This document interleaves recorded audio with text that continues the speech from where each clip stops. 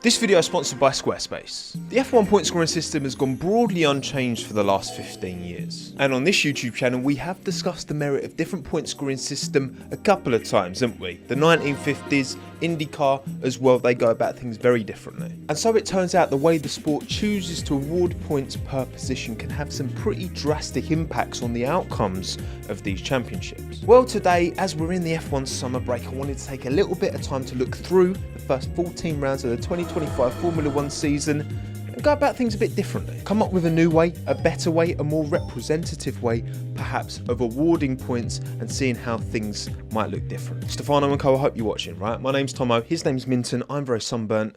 Let's talk about it.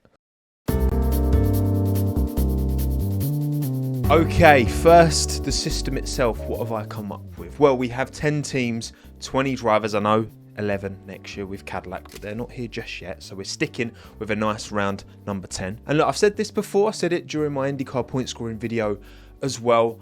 I do think every position should award something, and I think that thing should be points, because right now, if you finish P11 to P20, nil point, basically meaningless. They do look at best finishing position if you're level on points and you're in that kind of bottom half of the table, right? So it does carry a tiny bit of merit, but not enough to represent these positions accurately, fairly, if you ask me. Now, of course, drivers in the bottom 10, P11 to P20, will still fight for positions because they're racing drivers and they want to beat each other, but it does disincentivize the absolute push. Now, I know there's a lot to be made of, oh, we got P10, we got a point. I get small minnows being able to achieve at that rate, but I think we're hoping for a Formula 1 where there isn't any teams miles off the back, and we do have what we kind of have at the moment. We don't really have a midfield, do we? We have the top four, and then we have the bottom six. We don't have your Marussias, your Virgins, your HRTs, your Caterhams, right? We don't have those teams anymore, and that's not the plan going forward. So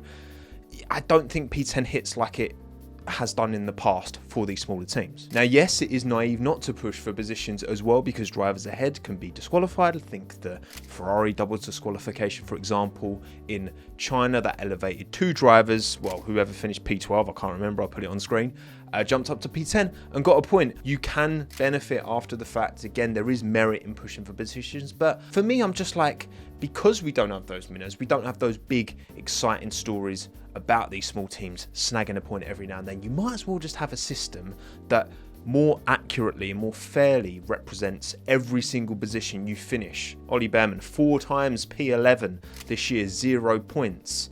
Might as well have finished P20 in those 4 races. That's not fair for me. So that's the why. But how am I designing this? Well, starting with that P20 to P11 position, 1 point increments, starting with 1 point for P20, ending with 10 points for P11. Happy days, 1 point each, nice and easy. There are a lot more points on offer in this scoring system, which again you can say disincentivizes and devalues the importance of each point. However, it does actually give a point that goes next to your name. Like, I still think that's better than nothing, because then when we jump into the top 10, I'm still incentivizing that further by making those incremental jumps 2 points instead of 1. So P10 gets 12 points, P9 14 points, etc, up to P6 with 20. For P5 and P4, we have 3 point bumps, 23 and 26 respectively. And then P3 and P2, we have 4 point bumps for those first 2 steps on the podium, 30 points and 34. So that leaves us with P1. Now, do I bump up the points massively between P2 and P1? In the current point scoring system, it's 18 to 25, 7 points. I mean, 7 is over 25% of 25, so that is a big jump. Now, the jump from 34, I felt, to 50, way too much. 45, possibly, maybe. Let me know in the comments if you think 45 is a better P1 point scoring tally. I've gone for 40, which is only actually 6 points more than P2, and significantly less percentage-wise, only 15% instead of over 25. But for me, I still think that's fair. It's a 6 point bump. It's still proportionately more. You get the champagne, you get your trophy, like, be satisfied with that. You don't need more points, all right? And to be fair, this point scoring system is more looking at the bottom half of the field, you know, the teams outside of the top 4, than it is the drivers at the front. Because spoiler alert, it doesn't massively affect those at the top, but it big time affects those towards the middle bottom. Oh yeah, and what about sprints? Right, well, what I've decided to do is expand it from the top 8 to the top 12 scoring points. So not everyone's getting points in the sprints. P13 and you're out of luck, I'm afraid. I'm giving the winner 16 points and it's dropping in 2-point increments for the top 4. And one final rule, I'm giving 0 points if you technically classify as a DNF. That is different to IndyCar, which does give points even if you don't complete the race based on your finishing position. Technically, the order in which you break down or crash or whatever affects your classified standing. It's the same in Formula 1. But I do think it's maybe going a bit too far to award points to drivers who don't complete the race, and it adds a little bit more, what's the word? Risk, chaos, I guess. You know, you really do lose out big time if you cannot complete the race. You know, does that change the way drivers go racing and how much they put on the line? Whereas if you can get to the end of the race, even if it's in P20, you can have a point. I'm happy with that. Right, a quick word on today's video sponsor, Squarespace. Long-term supporter of this channel. I'm incredibly grateful to them. And honestly, it's a win-win because it's a service I've been using since 2018. And I think you should too if you want to build your very own beautiful online home. Be that a portfolio like I did when I first started in 2018. Like an e-commerce store like I do with TOMMO'S Racing Goods. Right, whatever application you need, Squarespace can help you out. And I specifically want to look at templates today. Look at all these gorgeous templates, right? You don't need to be anywhere near a graphic designer to create actually something stunning. Blueprint AI built in to Squarespace as well to assist you along the way. Look, these just look sick. They genuinely do. They're fantastic places to start, and then you can only build and iterate from there. It's completely free to try as well, right? If it's not for you, fine, no problem. But if it is, I'd recommend giving it a go. And when you're ready to publish your finished website live to the world, head to squarespace.com/TommoF1 to get 10% off of your very first website or domain. Alright, so let's crack on. We're going to look at race week 1 first of all, after that 2025, chaotic 2025 Australian Grand Prix, where many drivers did not finish. Hope you're paying attention, so you will know how many drivers ended up with 0 points from this one. Here are the actual finishing positions, and here are the new finishing positions, which are of course exactly the same because the classified order would be identical. Liam Lawson, Bortoletto, Alonso, Science Doing, and Hadjar all end up with 0 points, even in my system, because they did not finish the Grand Prix. Unlucky lads, it was chaos. But then you got Ollie Behrman, P14, 7 points on the board. He finished the race. Yes, he had a very, very stinky weekend. His multiple incidents in free practice, but he completed the Grand Prix. So well done, Ollie, for that. And instead of 25 points for the win for Lando Norris, he gets 40. Max Verstappen 34, George Russell 30. Can you see how this is going? Right? We're not going to look at every single one of the 14 weekends, but this is how things finish after week 1. Let's jump ahead to race week 3. This is after the Japanese Grand Prix, after the China Grand Prix and sprint race as well. So we've had 4 events, 3 main Grand Prix. And this is how the Drivers' Championship was looking. Lando Norris 1 point ahead of Max Verstappen, 62 to 61 points. Gasly, Alonso, Lawson, Doohan, Bortoletto all on 0 points. Okay. However, we jump to the alternative point scoring system, and while many things change, one thing doesn't. That there's still 1 point between Lando Norris and Max Verstappen, 113 to 112 this time out. However, the first change, Alex Albon now ahead of Charles Leclerc, which I'm not unhappy about, right? Of course I'm not. This is all just a biased video, completely just to put Charles Leclerc behind, of the wonderful, glorious Alex Albon. I am, of course, joking. But yeah, that disqualification in China hurt Leclerc and Hamilton big time in this point scoring system because they scored nothing, whereas Albon still manages to pick up points consistently at the start of the season. Lance Stroll's P20 in Japan doesn't quite sting as much because he still gets a point from it in the end, and obviously the P6, P9 big, and then Ollie Behrman +2.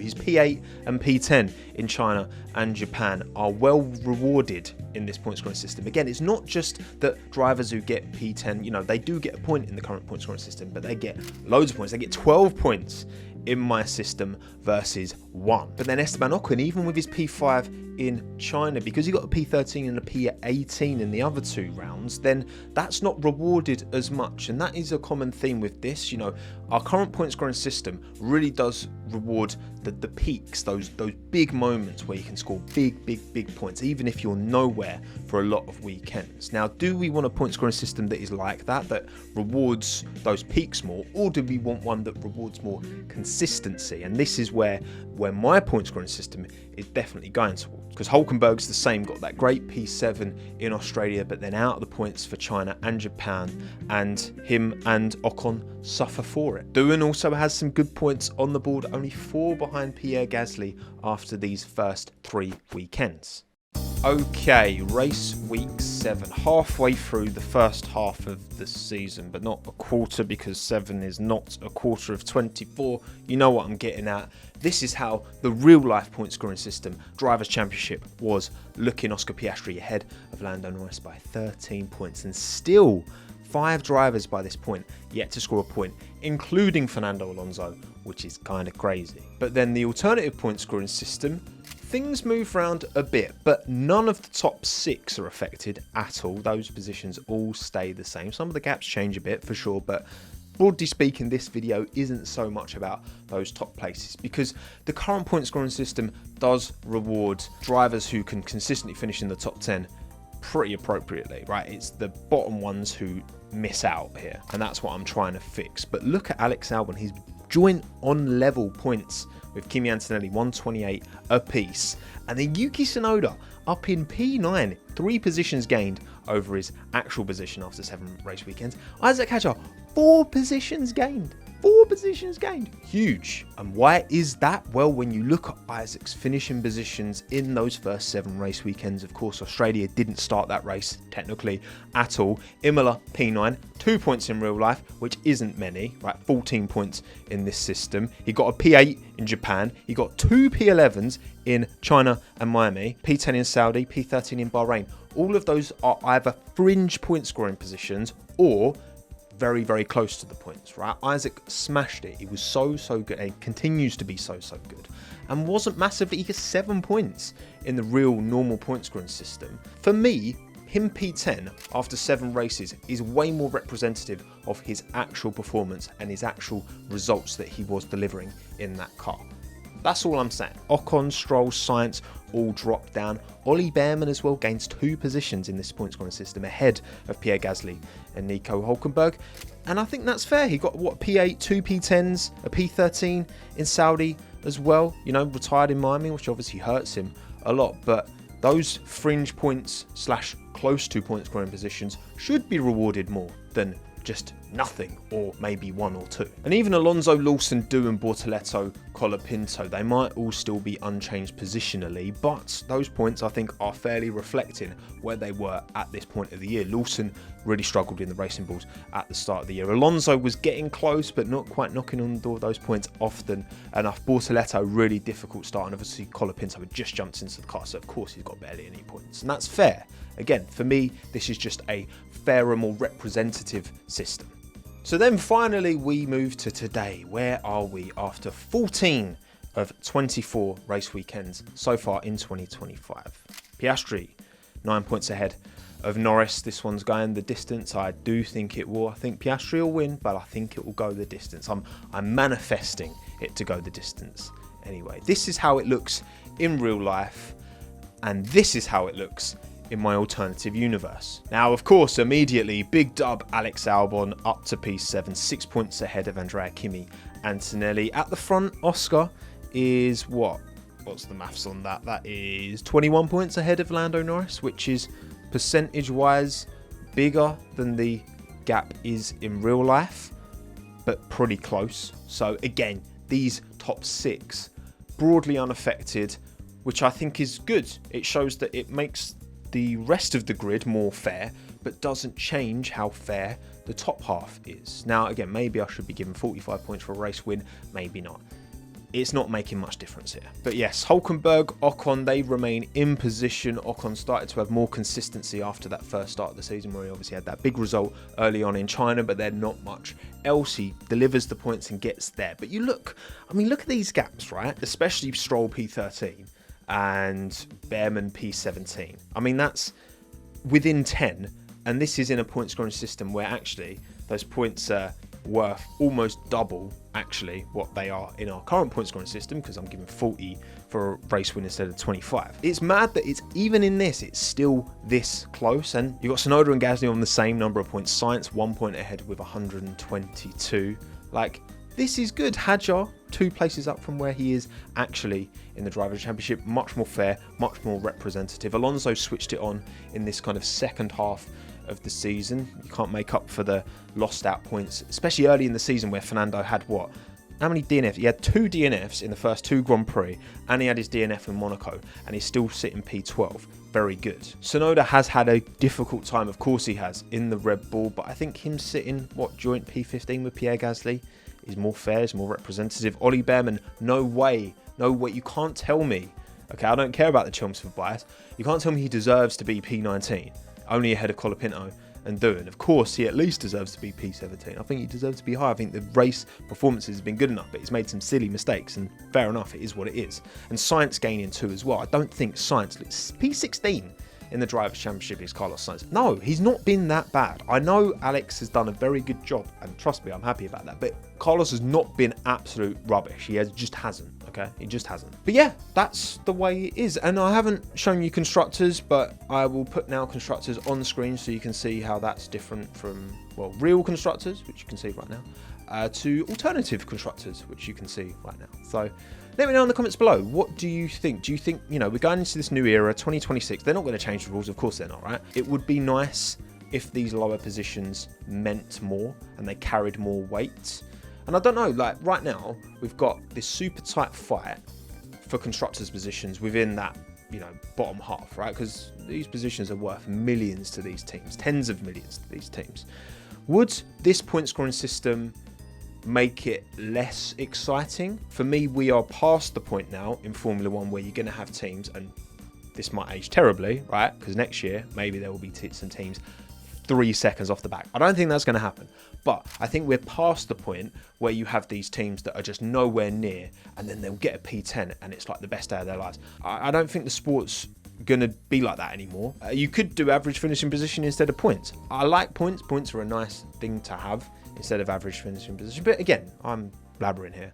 Let me know what you think in the comments down below. And welcome to this is temporary, this won't be forever, but I think I've made this quite nice. It's a lovely background. Nice bit of pink that I've managed to integrate in a light that's just out of frame. In fact, it's just in frame, which is kind of annoying. And I should definitely put sun cream on because it's still very hot, but I didn't. So learn from my mistakes, okay? Stay hydrated, be good. My name's Tommo. Thanks again. Have a good one. Ta-da.